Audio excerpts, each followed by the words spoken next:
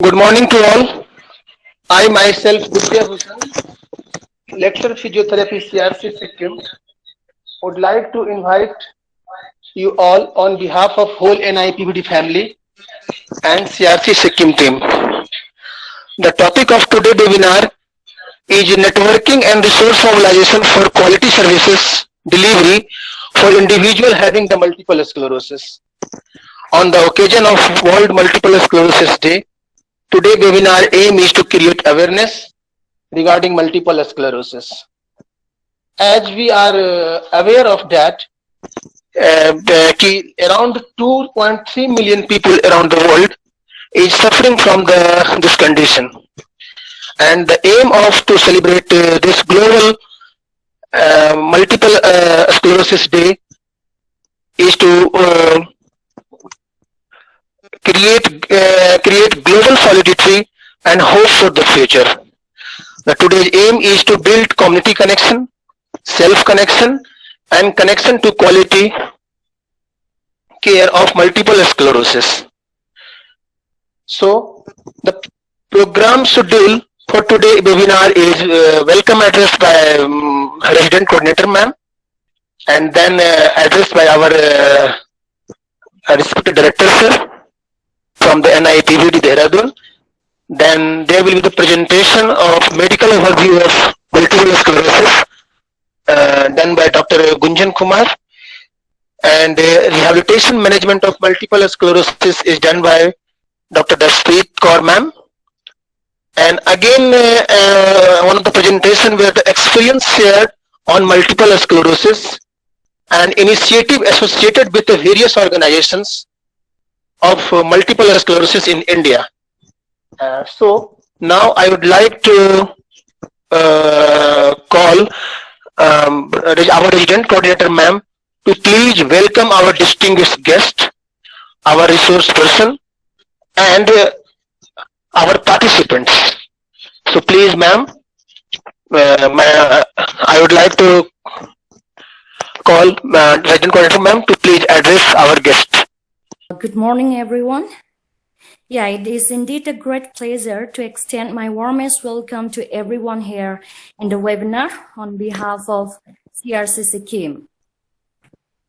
Now, first of all, we sincerely welcome our respected Dr. Himangsu Das, Director NIPBD Dehradun, and we are all aware for his dynamism in work ethics in the field of disability, rehabilitation and empowerment of persons with disabilities for over more than 25 years. This very webinar would not have been possible without his constant support and guidance. However, unfortunately, sir will not be able to join and grace our webinar today due to urgent engagement on an important meeting. We are sorry for that. Now, I would like to extend the most warm welcome to our resource persons of today's webinar on the topic, networking and resource mobilization for quality service delivery for individuals having multiple sclerosis.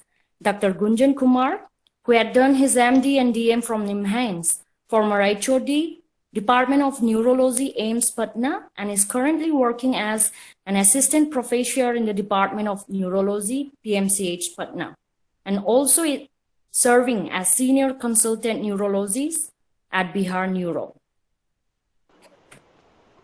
Thank you. Now we welcome Mrs. Darsprit Kaur, who had done her MPT and is a specialist in neurology and psychosomatic disorder. Mrs. Darsprit Kaur is currently working as chief physiotherapist at Bihar Neuro and also a life member of Multiple Sclerosis Society of India. And last but not the least, we welcome our resource person, Sri Anirban Banerjee, Honorable Joint Secretary of MSSI Kolkata Chapter, and also a member of General Council MSSI Head Office. Sri Anirban Banerjee is also an individual with multiple sclerosis who will be sharing his experience on multiple sclerosis and initiations taken up in association with various organizations of multiple sclerosis. And also I would like to mention that I personally have the experience of multiple sclerosis, as my father had the same condition. We hardly knew about this condition and the unavailability of rehabilitation services at that time. And I wish if this kind of webinar and programs were there, it would have been a great help to increase the awareness and rehabilitate individuals with multiple sclerosis. So we are very grateful to everyone for sparing your valuable time to provide us your knowledge on today's topic in spite of the busy schedule. And moving forward, I would like to hand over to Mr. Vidyabhushan sir. Thank you. Thanks, ma'am. Thanks for your heartiest and warm welcome to our respected distinguished resource person and participants. Sir, Dr. Gunjan Kumar sir, it's very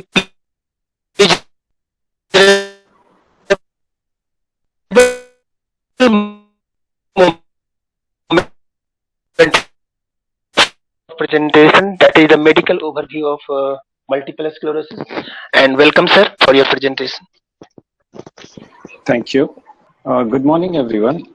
I would like to thank the CRC for this opportunity to present my medical overview on multiple sclerosis. I would like to thank the organizers, especially Vidyabhushan ji, for this opportunity. So without delaying further, I would like to start. These are my subheadings in which I'll be presenting. So I'll try to keep it brief and simple, as multiple sclerosis is something which we neurologists deal with, but it is unfortunately underdiagnosed in India, undertreated, or even sometimes misdiagnosed. So this is something what I wanted to bring out in my lecture.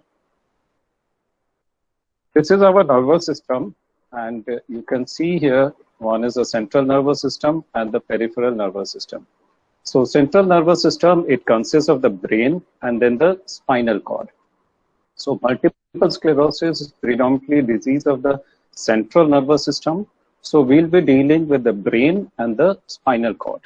From the anterior horn cell, the root, radicals and all is a peripheral nervous system. So multiple sclerosis doesn't affect these structures, predominantly affects the brain and the spinal cord. So this is a cross section of the brain. On the right side is the brain and left side is the spinal cord. So what is the basic difference in this? You have the gray matter and you have the white matter. The arrangement of gray matter and white matter is ulta. Ulta in the sense is that gray matter in the brain is outside and white matter is inside. While in the spinal cord, it is the white matter is outside and the gray matter is inside. When the nervous system and all was being studied, we all know from evolution that the invertebrates came first, then followed the vertebrates.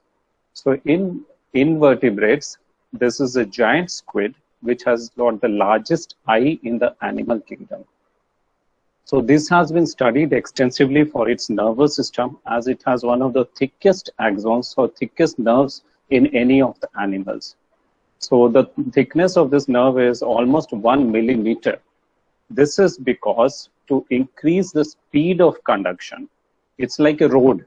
जो road जितना पतला होगा, जितना narrow होगा, उतना slow होगा traffic. And जितना wide होगा, जितना चौड़ा होगा, उतना ही fast होगा traffic.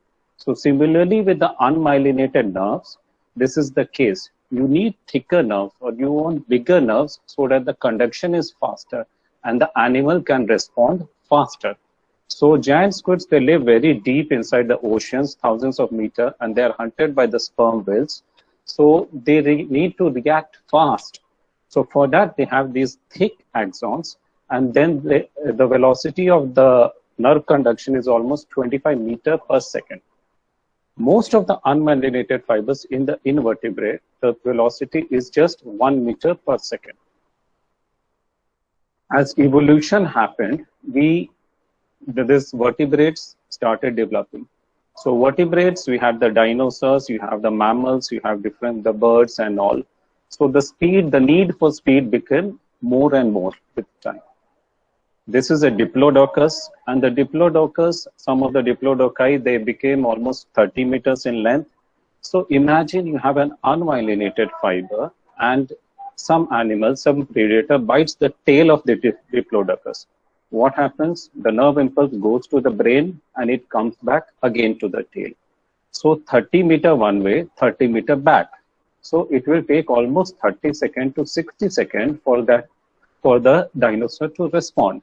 So 1 minute लगेगा इसको कोई अगर इसको bite करेगा. So that time in real time is huge. So with development of the vertebrae, वो आपका जो nerve है in vertebrae में, you cannot go on expanding, you cannot go on becoming thicker and thicker. So to circumvent that, myelin started happening, myelination started happening. It was a very, very good process. So in short, जब हम लोग ये with evolution and need for faster speed, सिर्फ उसका nerve का जो है thickness या उसका width है, we couldn't go on increasing it. So इसीलिए हमारा myelination start हुआ. So the myelin was a very efficient this one chemical and all, and with time the speed and all उसी thickness में बढ़ गया उसमें. So this is like comparing your snail mail versus email. Email क्या होता है? खटाक से भेजिए पहुंच गया. आप लेटर भेजिए, रजिस्ट्री भेजिए, स्पीड पोस्ट भेजिए, everything depends on that also. So which are the cells responsible for myelin? These are the oligodendrocytes. These are the various cells in our body. You have the astrocytes, which are responsible for the blood-brain barrier. You have the microglia, the oligodendrocytes. So oligodendrocytes are the ones which are responsible for the myelination of the axons. So multiple sclerosis, जिसमें these are the major cells which are affected here. So the conduction in myelination is different in unmyelinated fibers. When you look at this animation, it is a saltatory conduction, and unmyelinated में you do not have saltatory conduction. Saltatory का मतलब क्या होता है? You have these axons are there, उसके ऊपर myelination है. बीच में if you look here, they are the gaps over here. These are the nodes of Ranvier. So it goes from here, it's like hair and the tortoise. So myelination में क्या होता है? If you look again, hair क्या करता है? It hops from one place to another. Then it keeps on hopping. And tortoise का क्या होता है? वो slow आपका जाता है. So this is the difference between a myelinated fiber and an unmyelinated fiber. So हमारे body में there are different types of nerves. You can look here that the speed of the conduction, it depends on the diameter and the myelination. So the myelination, अगर हमारे for an example, अगर हमारे body में अगर हमें if you wanted 50 meter per second of conduction in all the nerves, and if all the nerves were unmyelinated, the diameter of our spinal cord would have been 1 meter. So imagine 1 meter thick spinal cord. It is that efficient. It's almost 2,000 to 15,000 times as efficient compared to a similar thickness unmyelinated fiber. So pathophysiology of multiple sclerosis, just remember 3 words. First, it is immune mediated. Second is it's an inflammatory and it affects myelinated axons. So we have the innate immunity, which is non-specific, and we have the adaptive immunity, which is like specific. So adaptive immunity में basically to simplify the things, T cells होते हैं, B cells होते हैं. So T cells में cytotoxic T cells are there. They damage the blood-brain barrier and they affect the myelination sheath. Now what is there? You have the cytotoxic T cells, and then again you have the regulatory T cells. So regulatory T cells are the ones which is like the policeman. So एक antisocial element गया, उसने कुछ damage किया. So the regulatory T cells should be able to stop this damage and prevent it from going further. But इसमें क्या होता है? These regulatory T cells also, they are like encouraging the cytotoxic T cells and further damage occurs. Finally, the B cells, they come into play and they all together, they damage the myelination sheath and they damage the oligodendrocytes, they damage the blood-brain barrier. There are multiple things, but in short, the myelin sheath over the nerves and all is damaged. So this is the same thing. You have your immune system. Because of some reason, because of your genetic makeup या कोई external जो stimulus है, environmental, there's an interplay between this. किसी भी कारण से the immune system goes haywire. It damages the myelin, And then what happens is there's a communication breakdown. And this leads to the symptoms what we see in multiple sclerosis.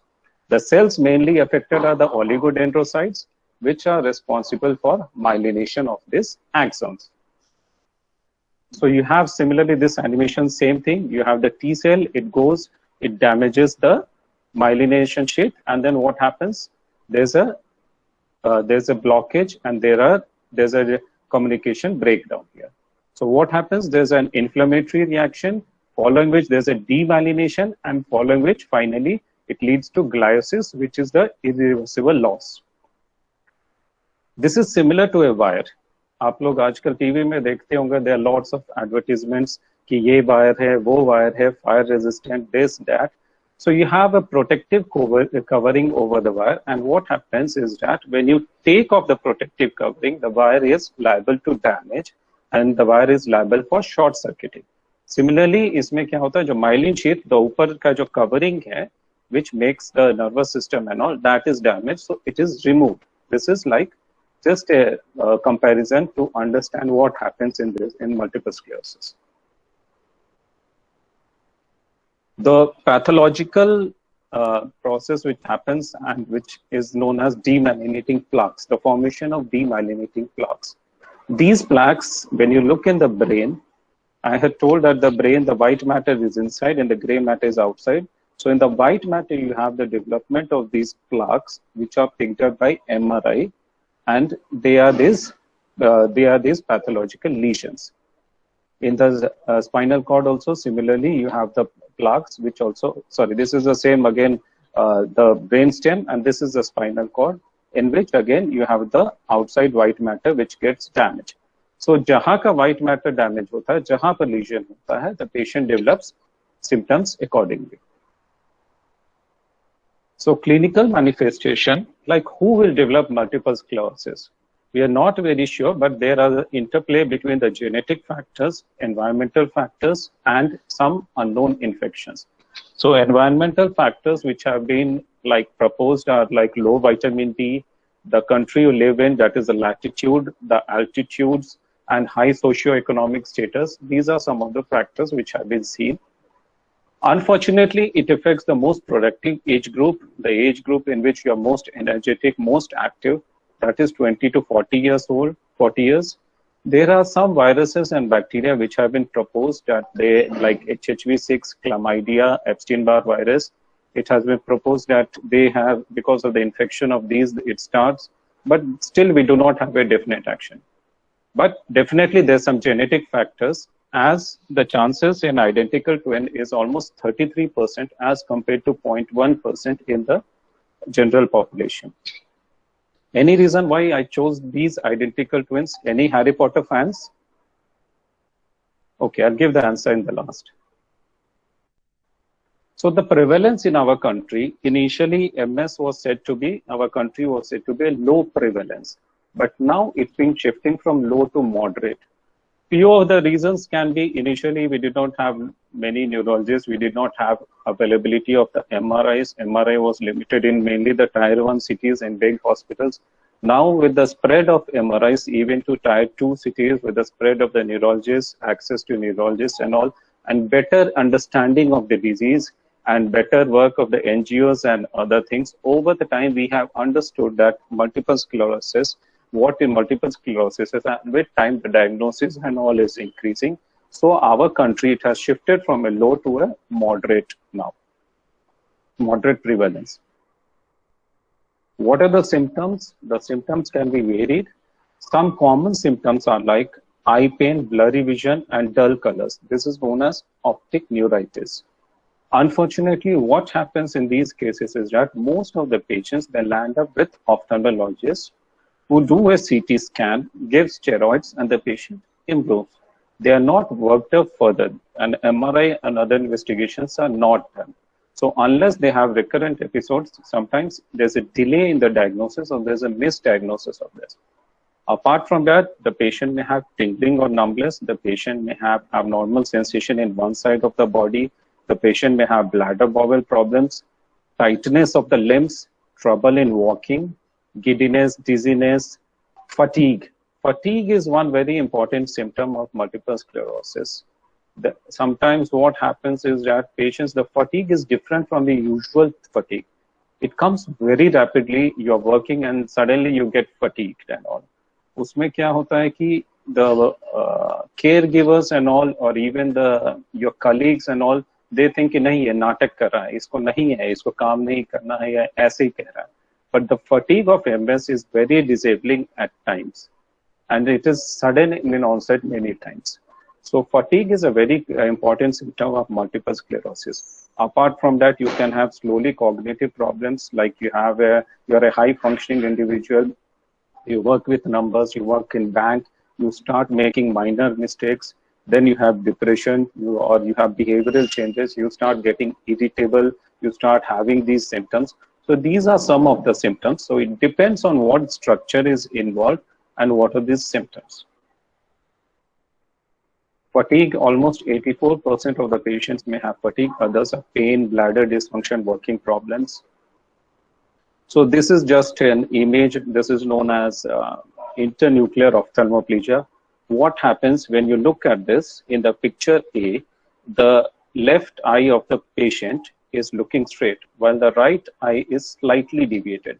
Now, when we ask the patient in picture B to look to the right side, the left eye doesn't go medially, it doesn't go to the middle as it should, and the right eye goes laterally, it goes to the side. Similarly, when the patient is asked to the left side, now the right eye doesn't go to the middle, or it doesn't adduct in medical terms, while the left eye abduct, or it goes to the side. So there's a discoordination between the eye movements. So this is known as internuclear ophthalmoplegia. Other symptoms which are typically seen in MS is if the spinal cord, if the cervical cord is affected, you can have the Lermite sign.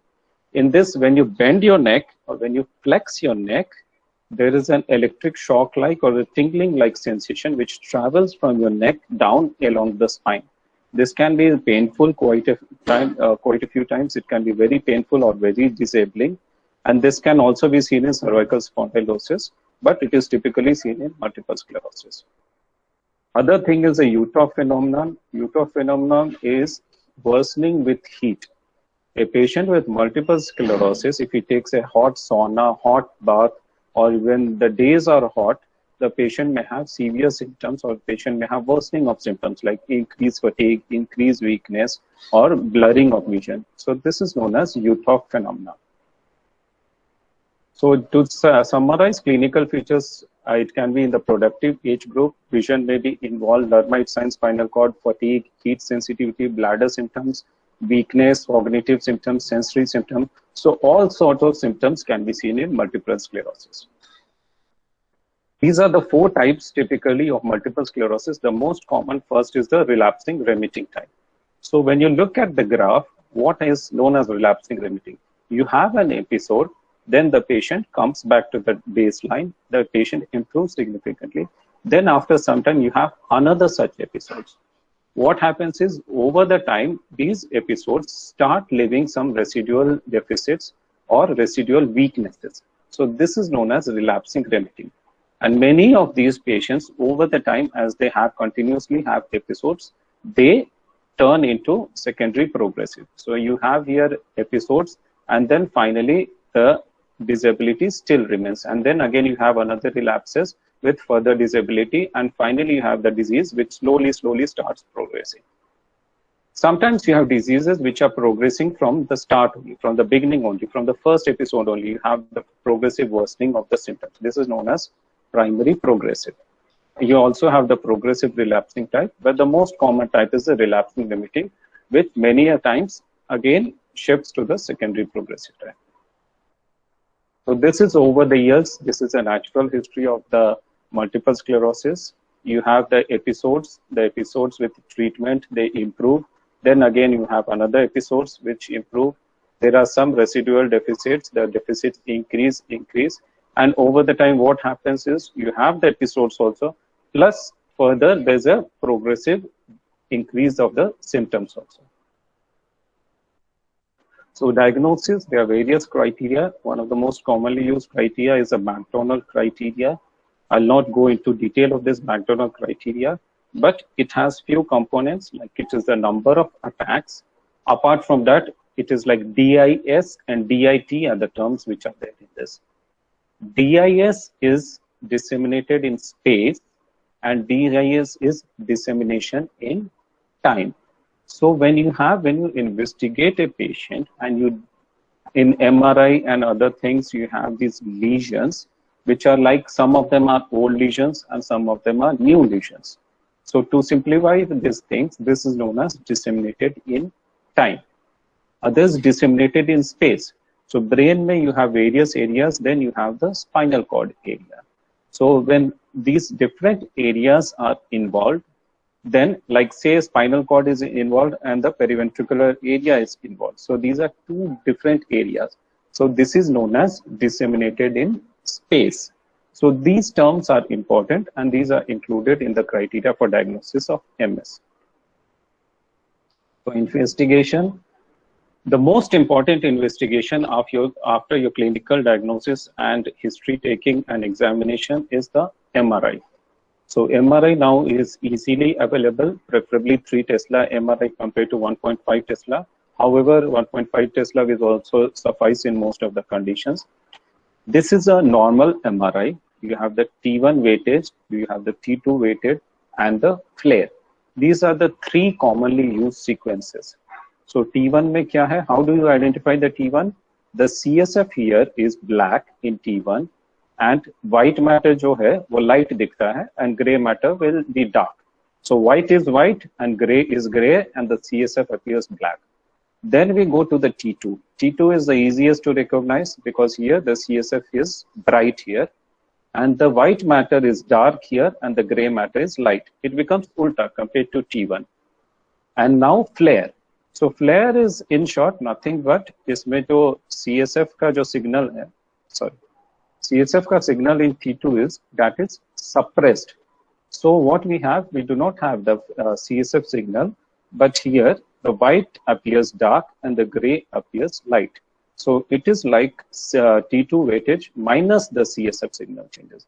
So this is a normal MRI. This is a normal T1, normal T2 and flare. So what do we see here? This is a T2 weightage. You have here signal changes are there. Over here, same signal changes in T1 is there. It becomes dark over here. This is a flare. So flare is useful, especially जब ventricles होते हैं, यहाँ पे CSF होते हैं, to delineate the lesion. यहाँ पे what happens sometimes, the CSF also oozes out. There's gliosis and other changes, so it becomes difficult to delineate कि हाँ lesion कहाँ से शुरू हो रहा है, whether it's the CSF or whether it's a lesion. So flare is very useful over here. You can see here. In flare, you have the CSF is suppressed, so there are so many lesions over here, you can see here. And this is the T1 with contrast. GD stands for gadolinium, which is a contrast used in MRI. So you can see here these lesions, these are like ring jaise, ring ki tarah hai. These are the enhancing regions. So isko enhancement, we see this is enhancement. So these are the enhancing lesions. Similarly, this is a T2. Why is it T2 in the spinal cord? Because the CSF is bright over here, you can see here.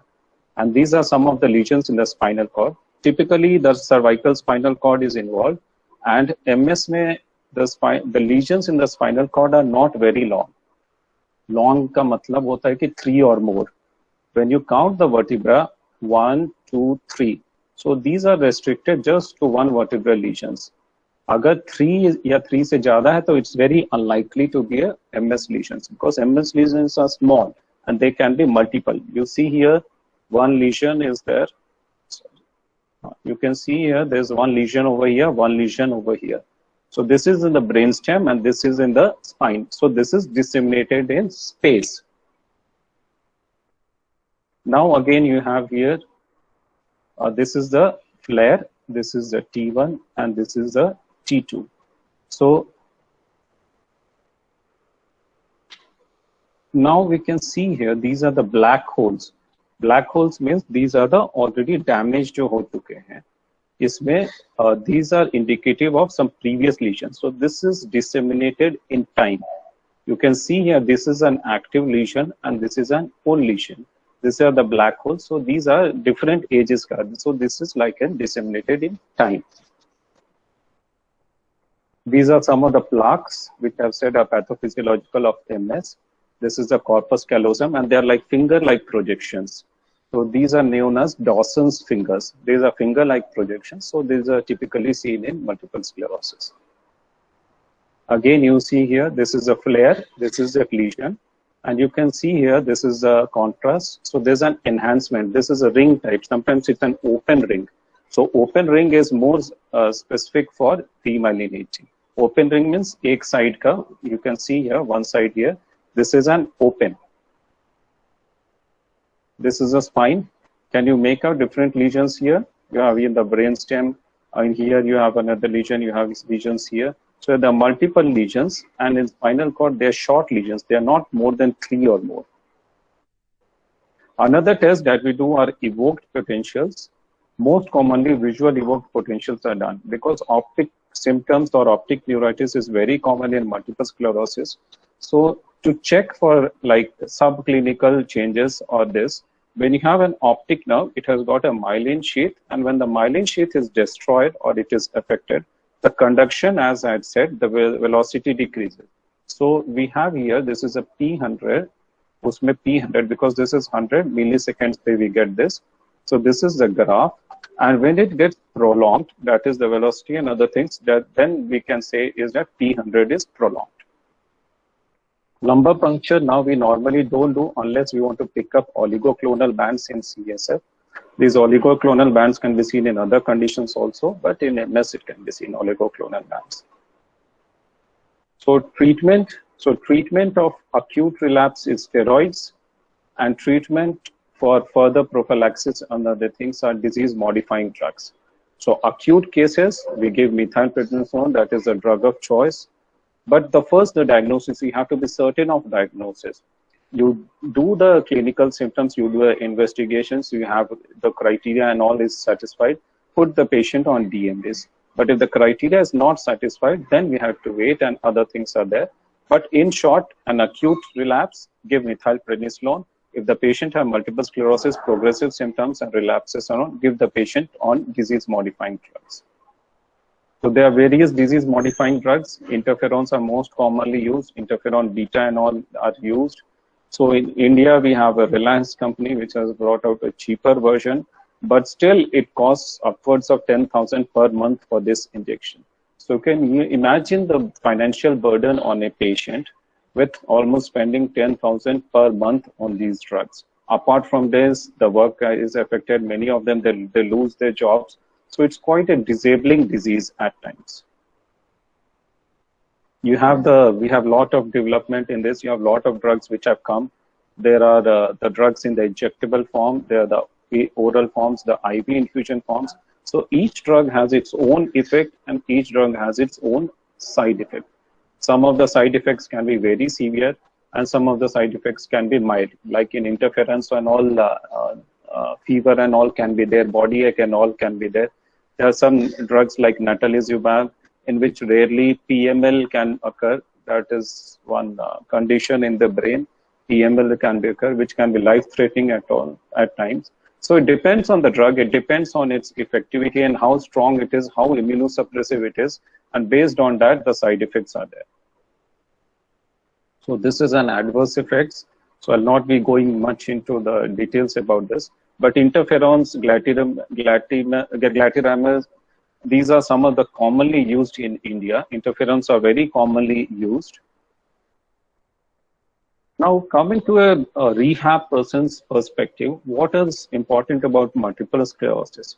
What you need to know is the EDSS scale. This is something used worldwide. It has scores from 0 to 10. Now, the most important change is from 4 to 6. When 4 is relatively severe disability, and 5 is when the disability affects full day, and 6 is when the patient requires assistance to walk. So this is the time when 4 to 6, when the maximum changes occur in a patient, or the patient becomes more disabled compared to what the patient was previously. So you need to know about this EDSS as it takes into many considerations. pyramidal, sensory, other things are there. It takes into these consideration, and it's a standardized method. So EDSS is commonly done to assess the disability in these patients. So 20% of RRMS patient convert to progressive form in 10 years.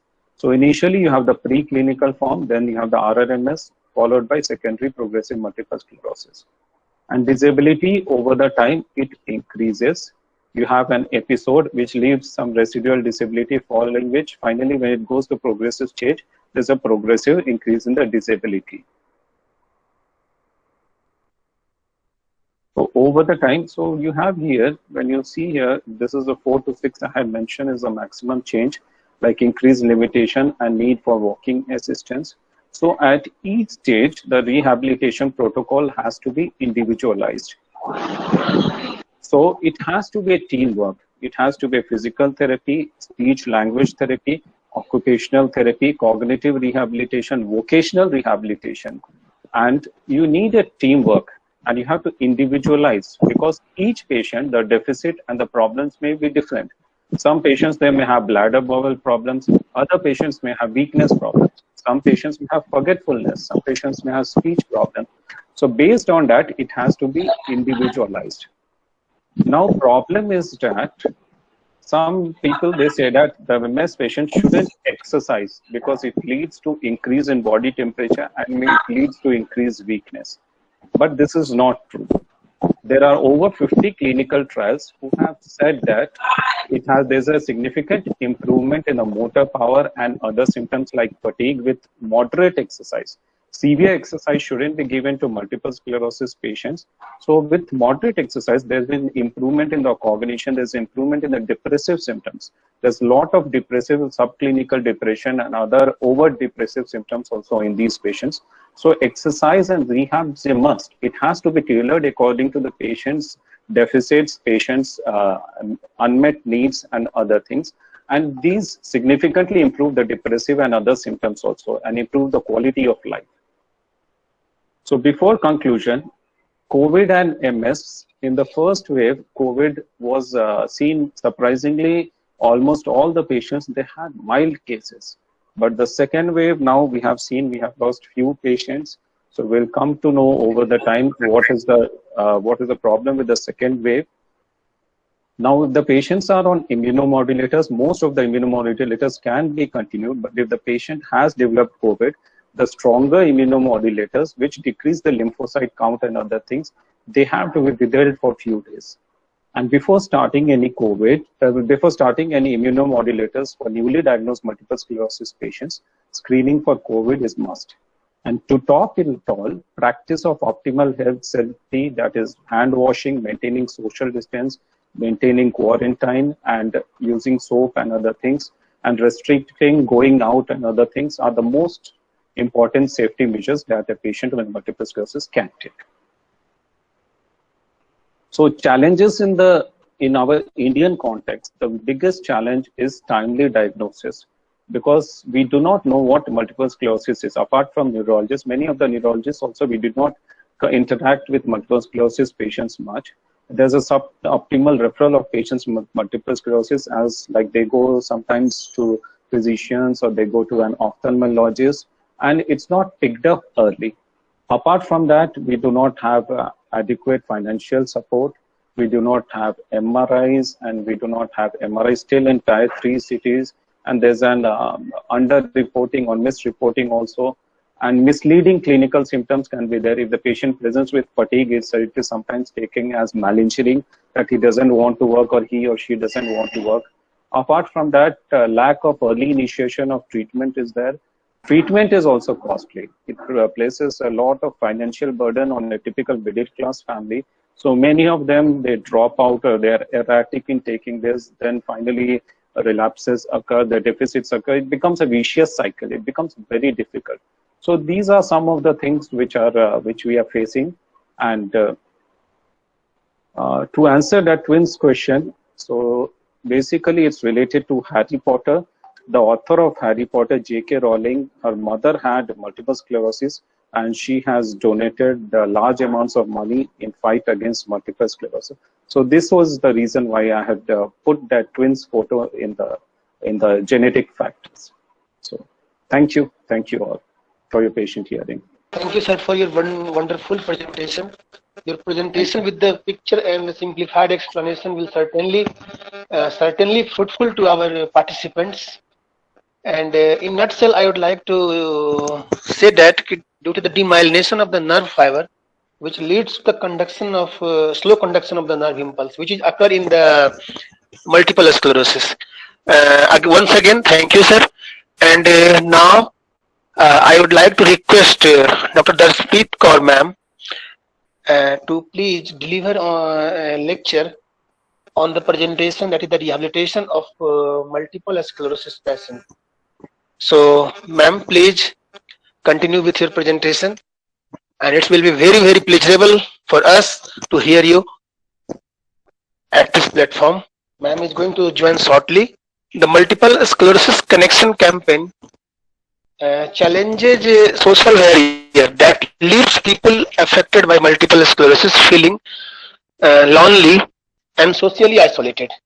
So that's why the aim of multiple sclerosis awareness 2020-21, that is the building connection, community connection, and self connection, and connection to quality care. And the basis of that, our CRC has decided the topic, the networking and resource mobilization for the quality service delivery for the individual with multiple sclerosis. So now ma'am is joining with the presentation. Between that, if any one of the participants has any query regarding the presentation, so please he can ask questions in the chat box, and after the end of the session and the program, our distinguished resource person will answer your query.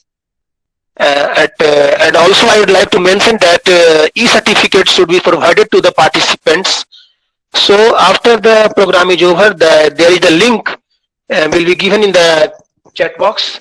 So please, I am requesting all of you to please fill the feedback form, and on the basis of that you will be awarded with the certificate of participation.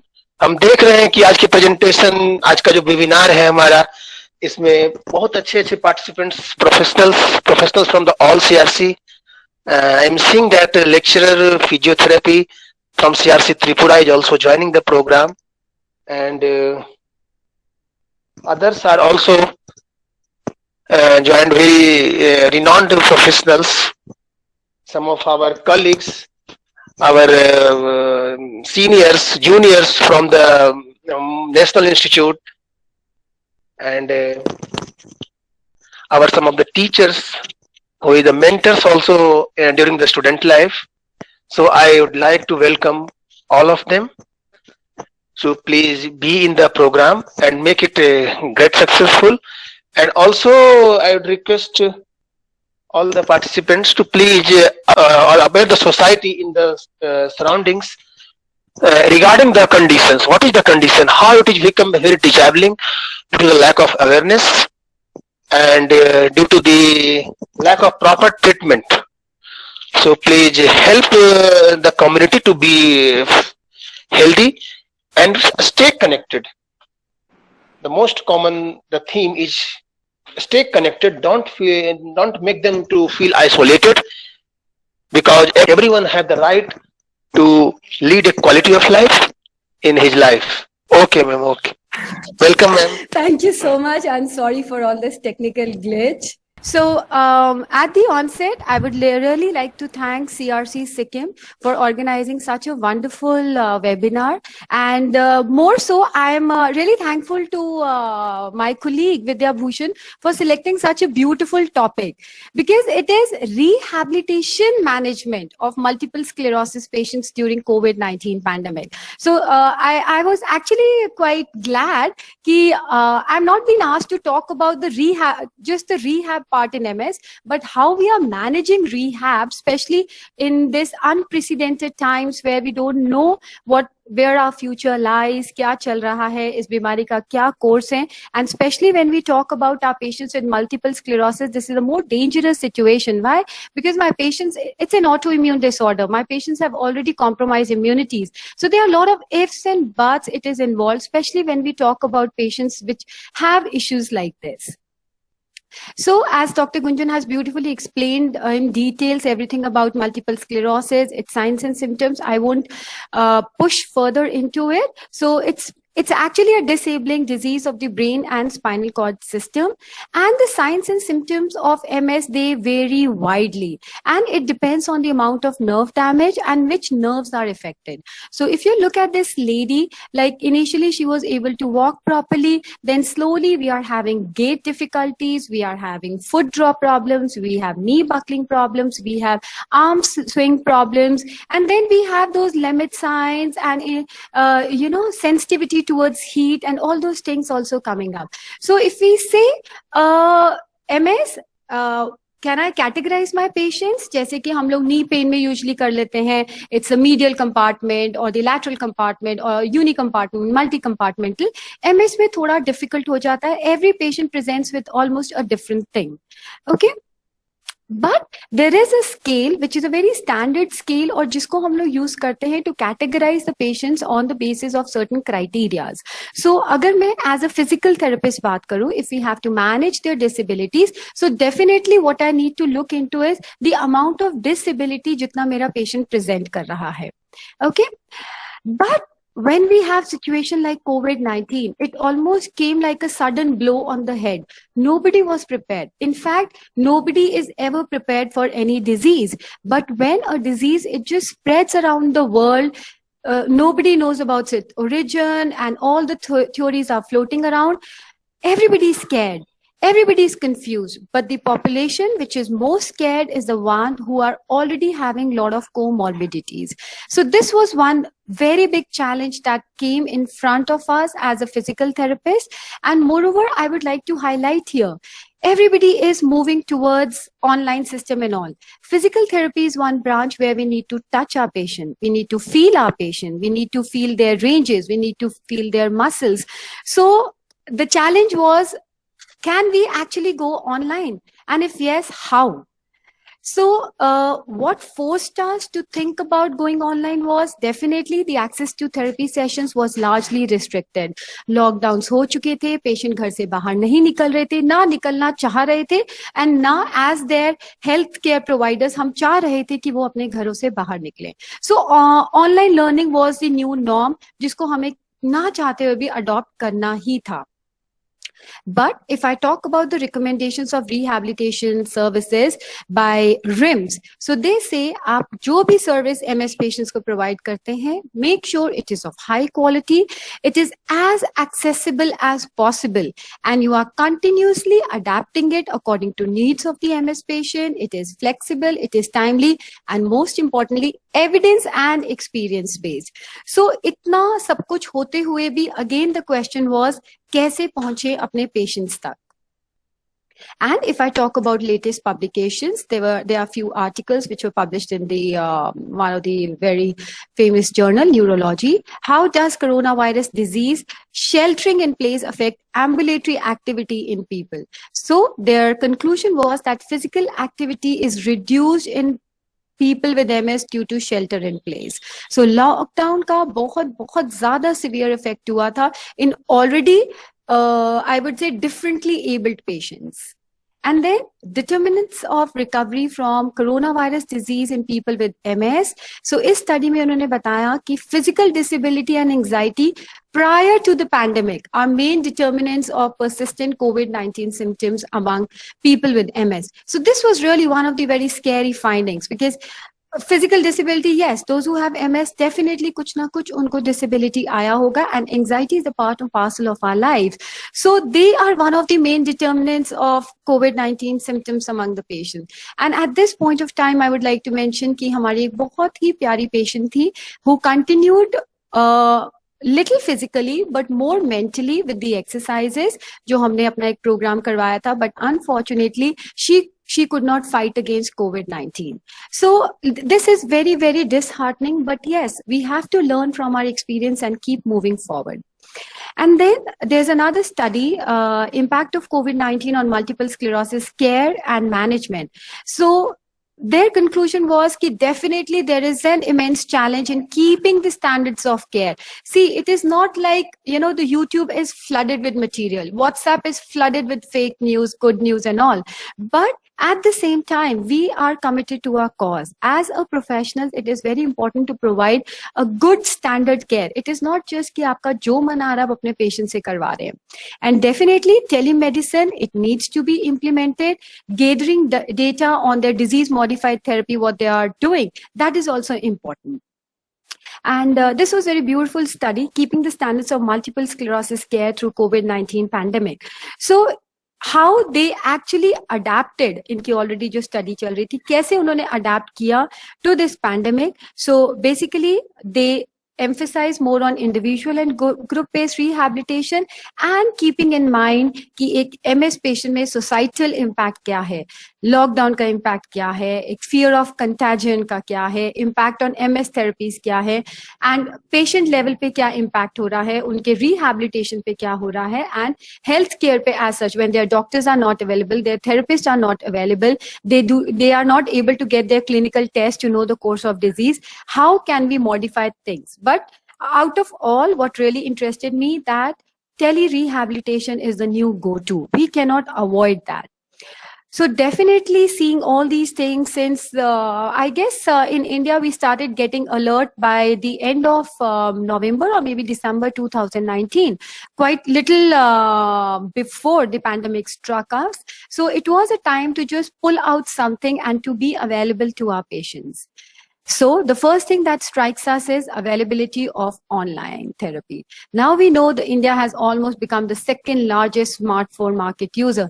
And usually मैं अपनी audience से share करती हूँ कि how excessive use of smartphones are leading to our neck ache and backache. But then that's the other side. The beautiful side is through their smartphones, we can reach out to our patient far and wide. So definitely it has a potential for service delivery, and this is going to increase with time.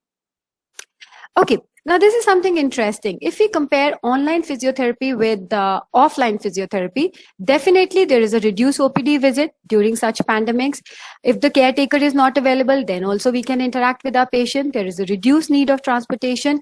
We can develop a strong relationship with our patients when they are in their personal space, because few patients get quite anxious when they are in a new place.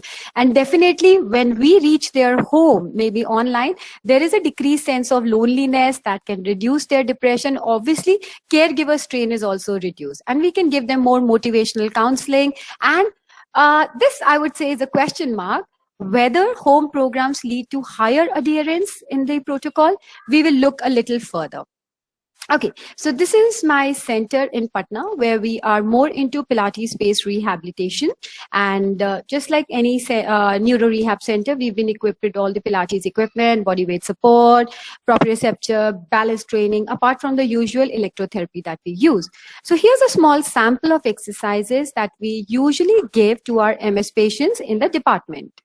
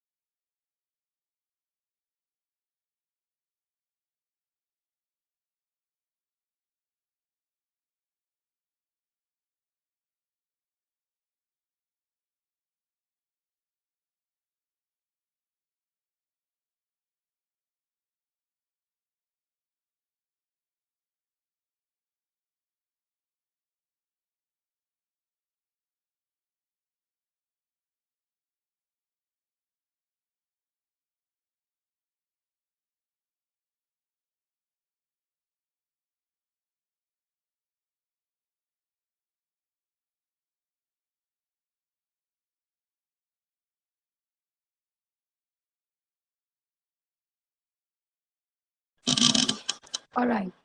So now the big question is this level of departmental physiotherapeutic care, it is possible to be delivered online? That was the biggest challenge. Why? Because the question is, how do I assess my patient without seeing them? How do I identify the right therapy? How can I keep a check on their performance? And how can we control any further injury?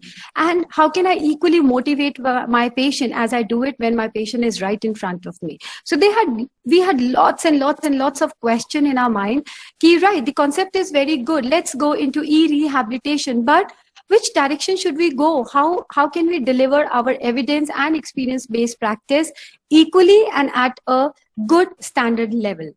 So we thought of starting with the e-physiotherapy program, and I'm really thankful to Multiple Sclerosis Society of India, and under its aegis, we launched a program on 27th February that we are going to start with this online program. So as a physical therapist, I feel since we have a lot of potential to add up into people's life, it is really important to be associated and share our expertise with any of these support groups.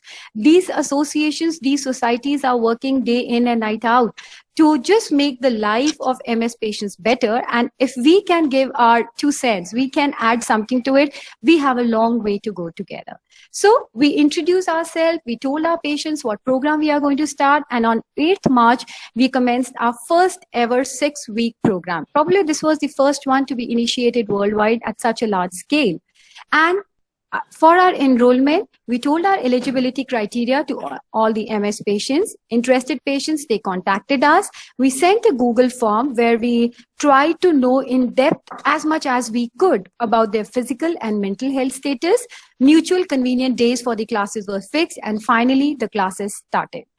But we really received a lot of love from them. That we got almost 112 responses in just 1 week's time, because 27th Feb, we just oriented our patient, and by 8th March, we had to start. So, but then again, with such an overwhelming response, it was the question how to cater rehabilitation services to such a large group. Because physically, by one team of physical therapists, which is available at my center, it was not possible to cater to such large population. So that's why we went very strict about our eligibility criteria, and we went for patient grouping. So as we all have been studying throughout our academic career that group therapy is really one of the most effective ways. So we started with that. And if I categorize the type of MS, we had maximum responses from RRMS and then from the other subtypes also. And for the baseline, we had a lot of questionnaires, we had tests, and we sent out them an instruction video which had all the meanings of the questions that were being asked in the Google form and how to undertake any such test themselves at the home so that they can actually do it with minimal errors and provide us with a good baseline data. Okay, so that was one thing that we went through. And if I talk about how we delivered our services, that was a 6-week services. We had classes on every Monday, Wednesdays, and Fridays. Saturdays and Sundays were not off. That was the makeup time for my super busy patients. I know a few of you are here. Yes, that was the makeup time for you all so that they could perform their exercise, because we went like, it's a collective effort. So for 1 week, if they were lagging in their homework, we gave them 1 week spare time. But after that, they were excluded from the group. Okay, so we had our instructions. We had videos in both Hindi and English. Each and every exercise, along with few cognitive therapies, were explained to them, and we kept moving forward. So this is one of our sample slides for their sessions for a week.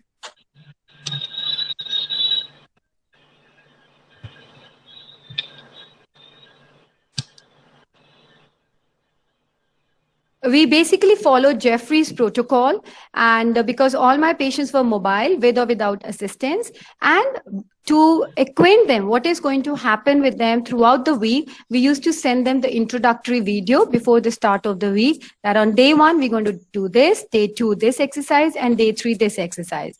And on the day of the exercise, individual exercise with complete explanation about each and every step was given to the patients, and how many repetitions they have to do. Everything was explained to them in those explanatory videos.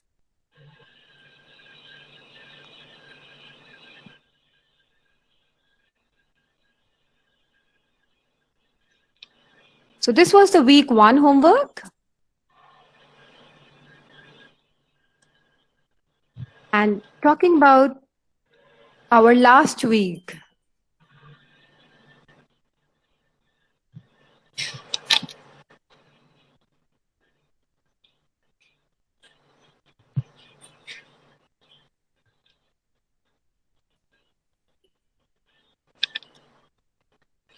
And believe me, my patients, they actually could do this at the end. That was actually a very, very contented feeling. Those who had almost never sat on a ball, they could perform these exercises of walk in and walk out.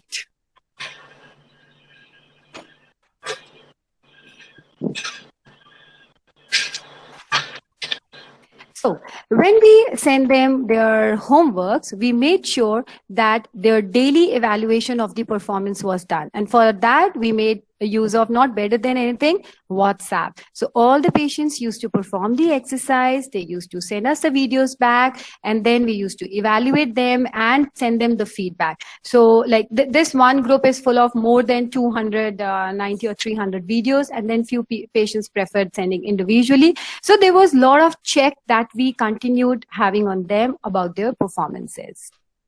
And then whatever error we found, we told them, you have to improve your positioning in this way, you have to keep your posture this way, this is going to lead to a problem, this might lead to dizziness, because breathing patterns are also very important. All the patients were taught proper breathing techniques, proper belly breathing techniques during the first session itself. So if I draw a flow chart of what actually was our total experience, we had 112 responders who were scanned, and then 76 we found them eligible, 65 we included in the first batch, 11 were excluded, 42 out of which reverted back, and 23 did not respond. Until the end, 22 continued and 20 left. So now the question was, why did my patients leave the therapy session? And on asking them, they told few had the inability to buy equipments, few had MS relapse, UTI or any other infection, job-related commitments. Few actually started experiencing dizziness spells on the exercise ball. Now, this is where we really miss out hands-on seeing our patients, because online we try to explain things perfectly, but definitely my patient is having not just physical disability, cognitive disability also. Not just physical fatigue, but also cognitive fatigue also. So these things need to be minutely taken care of while we are giving such therapies. And then we needed physical presence of the therapist, and the second wave of COVID had started knocking in certain parts of India. So if I go about like what were the salient features of this program, this was absolutely free of cost program. Patients were followed up for 6 weeks, and those who had actually stopped exercising, they were also followed back. They were also asked about like why you are leaving the therapy session, and if they are not able to perform this physically, how they can still through mental imagery and all still keep performing their exercise, because we all know the more you stimulate your brain, the better will be your exercise performance. So our target throughout was physical and cognitive rehabilitation. And the end result was, to all those 25 patients, 22 actually, few repeats were there. So would you like to enroll in similar online program? A big yes was something which actually pushed us forward. And on asking, kindly rate your experience, this was the overwhelming response. We actually felt that we made them understand the correct way how to do the exercise and the right breathing pattern. So that is really, really very important. just seeing the exercise online doesn't serve the purpose. The minor nuances of performing the exercise, the good hold about the breath, the good hold in their muscles, that is something we need to make our patients understand meticulously. And then, they kept falling down from the ball. They were afraid. And yes, non-availability of caretakers sometimes comes in our way. And yes, gym ball, I still appreciate my patient for taking that taking that edge to try gym ball for the first time on their own. So that is something which was really good. And this is one of my favorite response. I stay in a village, so there is no physiotherapy class available, and they were happy with this. So definitely online thing, we can reach far and wide. And we have still a long way to go ahead. The phase 1 for my mobile MSP is done. We need to design more evidence-based practice for our wheelchair-bound patients and then for our bed-bound MSPs also. So virtual classrooms and virtual learning networks have real great potential. And just like today, we are in different parts of the country, but right now we are sitting in Sikkim, sharing our views, sharing our experience. And this is a good exchange program where we are learning from our audience and exchanging our experiences. However, still the real physiotherapist inside me still says that the on-site physiotherapy sessions are irreversible. Maybe we need to get more innovative. We need to make it more comprehensible, more friendly, and definitely for any online program, just like for the classes of our children, it requires equal efforts from the therapist and the patient and their family. This is not one-sided direction. So in summary, we cannot foresee and be prepared to all the forthcoming challenges which COVID-19 will bring. But what we can do is we can actually learn from whatever has happened now. We can be really innovative and we can be creative, and let's start working as a team to achieve more together. So that is my end note, and thank you so very much for giving me this opportunity and hearing me out. Thank you so much. Thank you, ma'am. Thank you for the wonderful presentation. Your key focus on the recent trend in multiple sclerosis, telemedicine, telerehabilitation, availability of online therapy, modern and well-equipped treatment. Your slide was very well pictorial presentation, which will certainly help the individual with multiple sclerosis to be benefited. And finally, your advocacy and advocacy on the supremacy of offline and online treatment in different conditions and different scenario. So it will be very wonderful presentation, ma'am. Thank you. Thanks again. And now I am requesting our next resource person, very well renowned, Anirvan Banji, sir. He is a person with multiple sclerosis, and he will be share his experiences in the regarding the multiple sclerosis. He is whatever facing in the society at societal level, as well as on the organizational level. What are the initiatives taken by the NGOs, various organizations in the multiple sclerosis? So I requesting Anirvan Banji sir, please continue with your presentation and your experiences so that we can get learn the recent things. And sir, welcome, sir. Thank you so much. Am I audible and visible?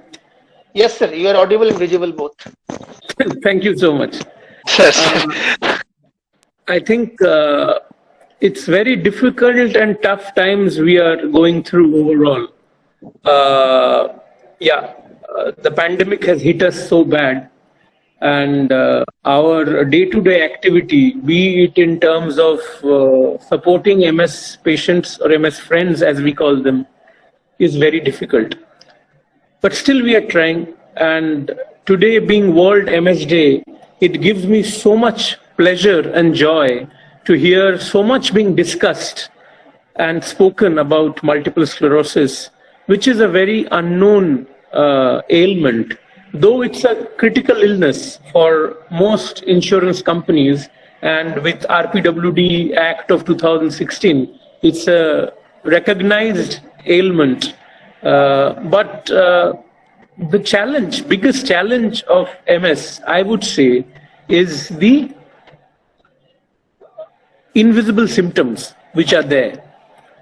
Now, yes, someone who are not diagnosed early might get into disability, might be differently abled.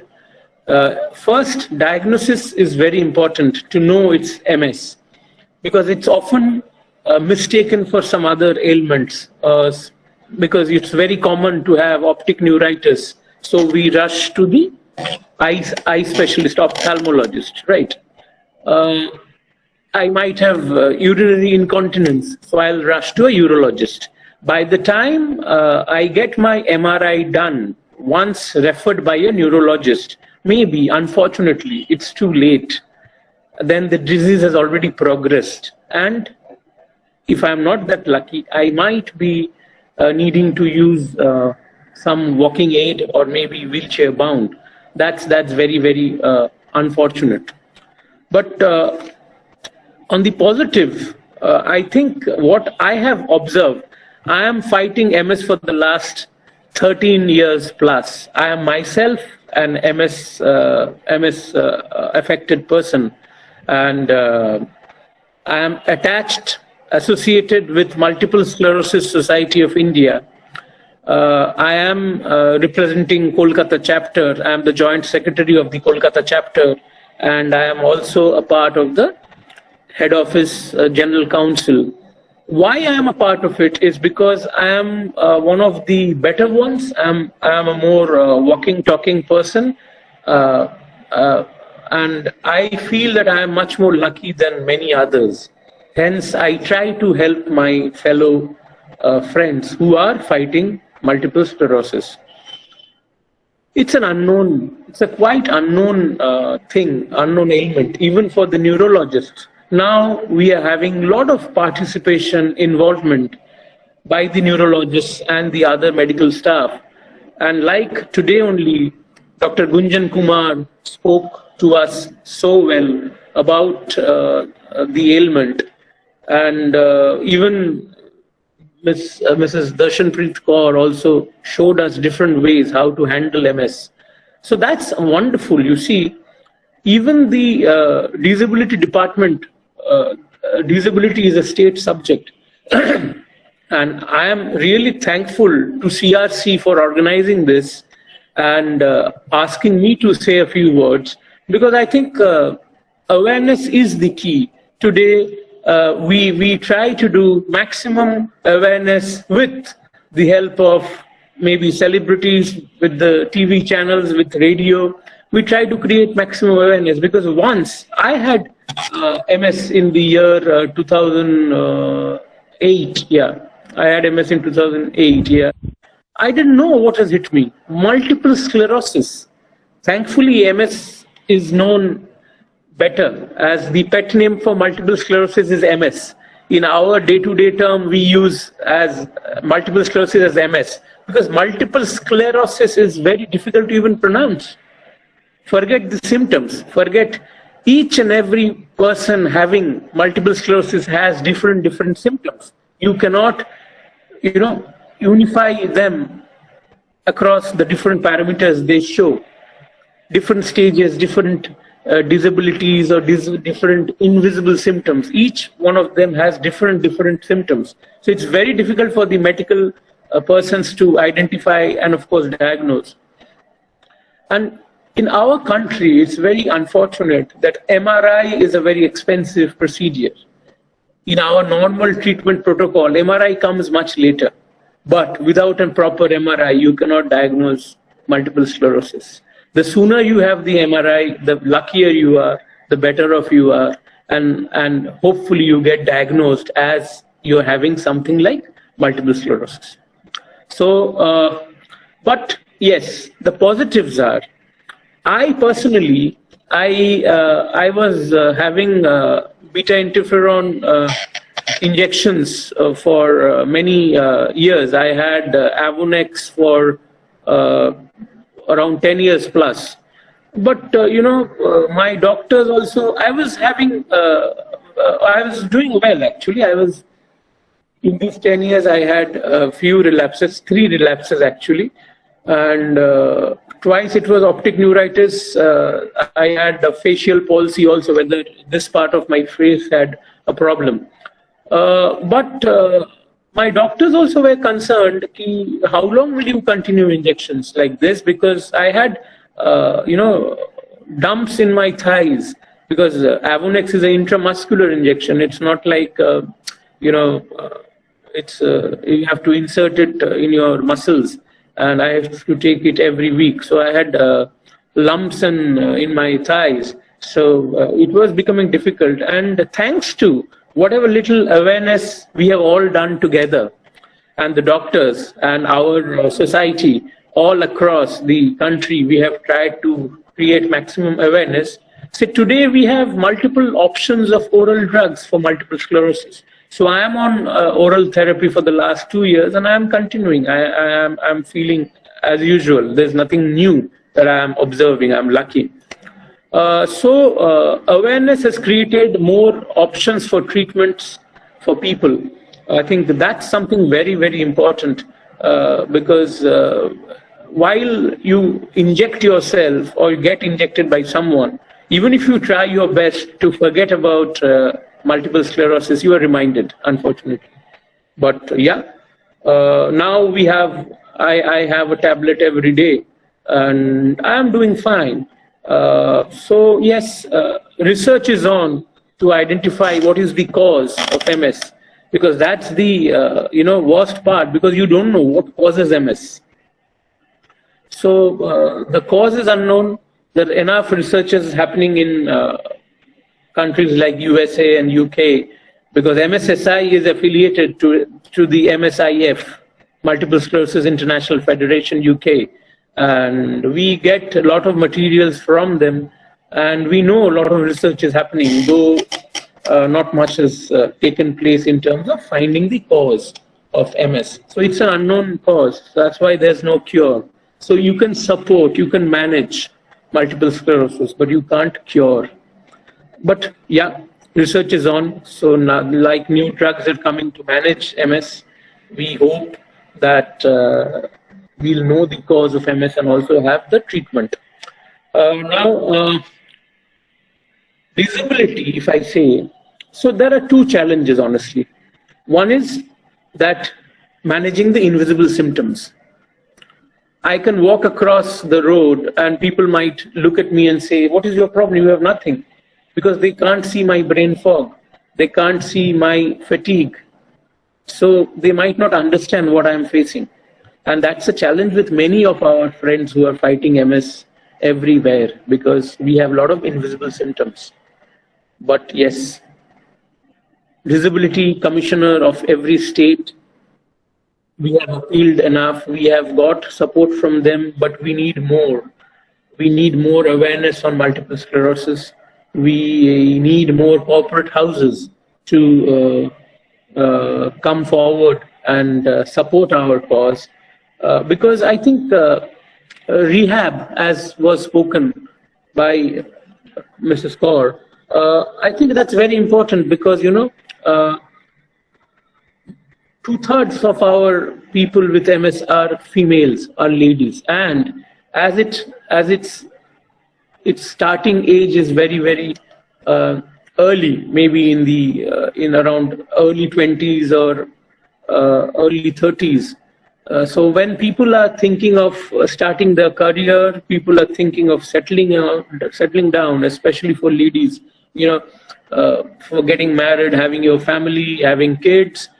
So rehab and proper care of MS affected people is very, very important, and we must go all out to support them.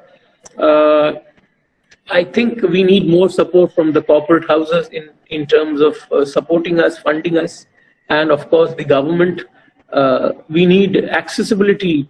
I mean, we need ramps everywhere. We have to have places accessible to all. There are a lot of rules, a lot of laws, but in practice, we must have it. Today, I'm actually really excited and honored to be a part of this webinar, and it's being done in a very nice way by CRC. Mr. Vidya has been fantastic, and so have been the speakers. Mr. Gunjan, Dr. Gunjan Kumar, very well. And I think there are a lot of things we can take the positive part of our webinar, that the word is spreading, the word on MS is spreading, and that's why we are having such a webinar. And a place like Sikkim, I have been to Sikkim, it's a wonderful place on my earlier official trip, but the distance is far away. But you know, so much of things are happening virtually today, and in the pandemic, it's more important that we connect. So connecting is something. It's actually connections is the theme word for today's World MS Day, and the people who are taking our caregivers, they are very important for us. They face a lot of issues that we face, so we have to think of the caregivers also, and we must do the needful to give them a better life, along with the people who are suffering from multiple sclerosis.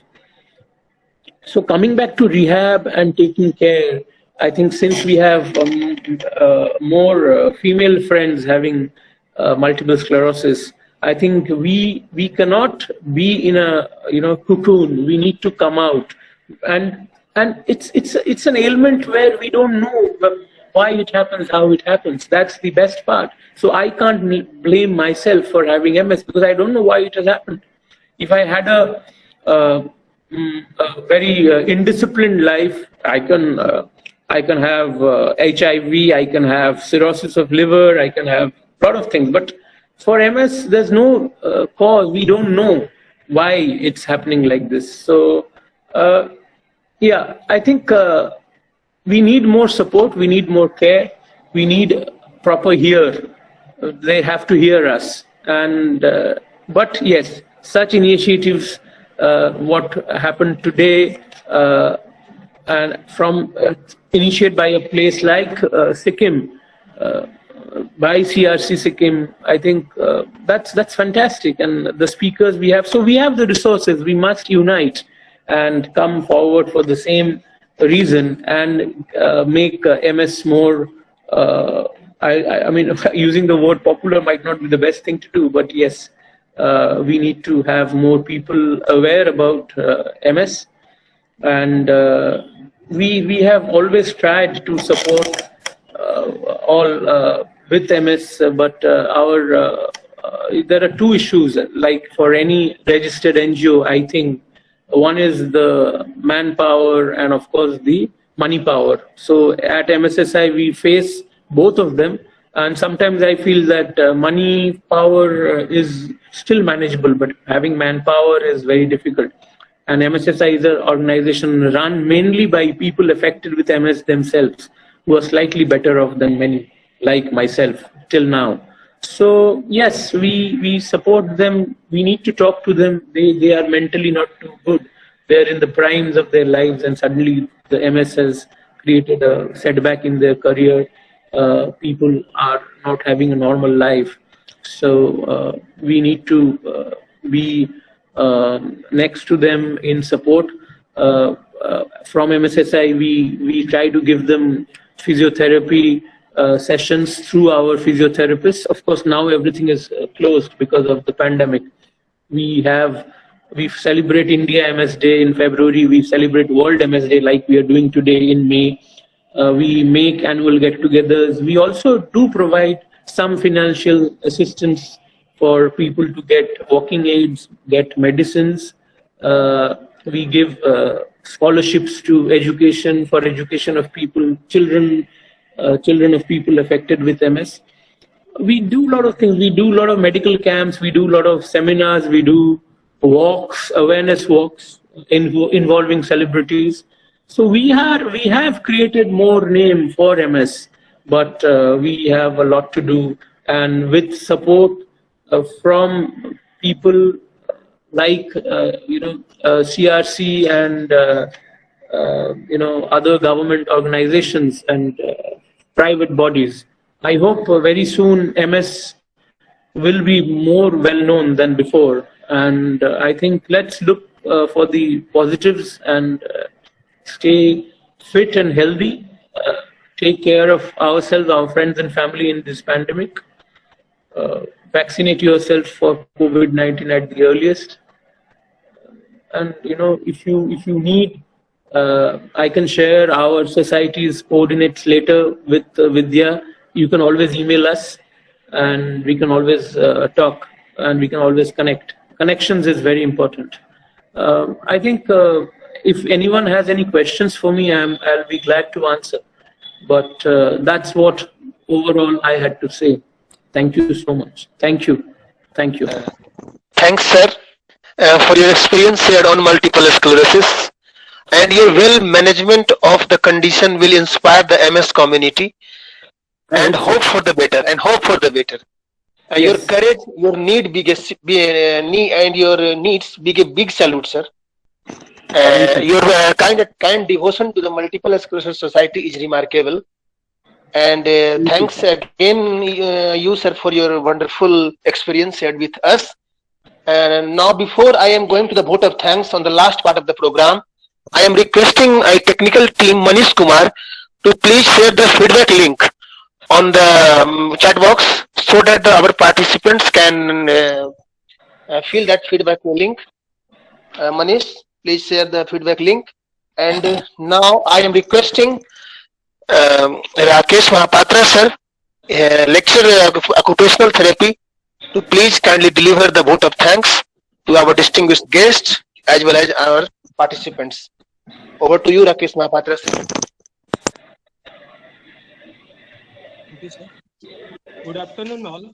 मैं Rakesh Mahapatra, lecturer occupational therapy, CRC Sikkim की तरफ से धन्यवाद करने के अवसर प्रदान किया गया है। धन्यवाद के क्रम में सर्वप्रथम निर्देशक महोदय, national institute for the empowerment of person with visual disability, Divyangan, doctor Himandar Shah को धन्यवाद करते हैं, जिनके मार्गदर्शन से हम निरंतर इसी तरह कार्यक्रम को आयोजित कर पाते हैं।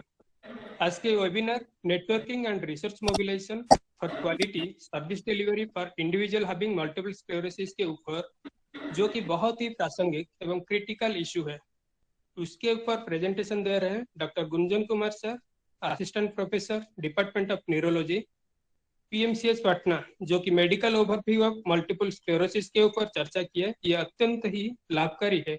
इसी तथ्यों पर प्रकाश डालने के लिए सर को बहुत बहुत धन्यवाद।